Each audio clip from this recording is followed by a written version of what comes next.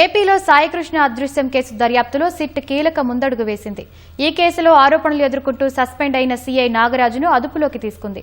నాగరాజు మద్దతుదారుల వివాదాల మధ్య పోలీస్ వాహనంలో ఎక్కించుకుని కమాండ్ కంట్రోల్ సెంటర్ కు తరలించింది. నాగరాజుపై హత్య, అక్రమ నిర్బంధం సెక్షన్ల కింద కేసులు నమోదు కాగా ఈ వ్యవహారంపై ఆయన్ను అదుపులోకి తీసుకునే ముందు కొన్ని ఆధారాలు సేకరించింది. విజయవాడ కృష్ణలంక పోలీసు స్టేషన్ సిబ్బంది సహా సాయికృష్ణ కుటుంబ సభ్యుల వాంగ్మూలాలు నమోదు చేసింది.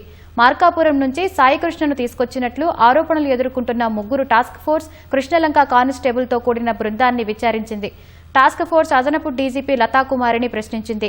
సాయికృష్ణ మృతదేహాన్ని శ్మశాన వాటికలో దహనం చేశారని అతని తల్లి ఆరోపించగా అక్కడ విచారించారు. కృష్ణలంకలోని స్వర్గపురికి వెళ్లి ఆయా తేదీలో దహనం చేసిన మృతదేహాల వివరాలను పరిశీలించారు. ఆపరేటర్ భాష, కాటికాపరి శివ మొబైళ్లను స్వాధీనం చేసుకున్నారు. గత నెల 23 నుంచి 26 వరకు అంత్యక్రియలు జరిగిన అనాథ శవాల వివరాలు తెలుసుకున్నారు. వీరందరి వాంగ్మూలాలు క్రోడీకరించుకుని నాగరాజును అదుపులోకి తీసుకున్నారు.